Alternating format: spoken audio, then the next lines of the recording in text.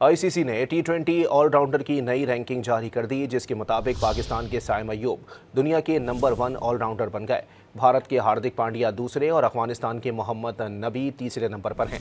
बैट्समैनों में भारत के अभिषेक शर्मा पहले नंबर पर आ गए। आईसीसी ने टी20 ऑलराउंडर की नई रैंकिंग जारी कर दी, जिसके मुताबिक पाकिस्तान के साइम अय्यूब दुनिया के नंबर 1 ऑलराउंडर बन गए।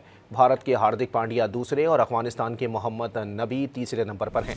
बैट्समैनों में भारत के अभिषेक शर्मा पहले नंबर पर आ गए। आईसीसी ने टी20 ऑलराउंडर की नई रैंकिंग जारी कर दी, जिसके मुताबिक पाकिस्तान के साइम अय्यूब दुनिया के नंबर 1 ऑलराउंडर बन गए। भारत के हार्दिक पांड्या दूसरे और अफगानिस्तान के मोहम्मद नबी तीसरे नंबर पर हैं। बैट्समैनों में भारत के अभिषेक शर्मा पहले नंबर पर आ गए।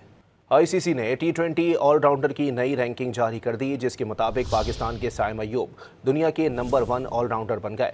भारत के हार्दिक पांड्या दूसरे और अफगानिस्तान के मोहम्मद नबी तीसरे नंबर पर हैं।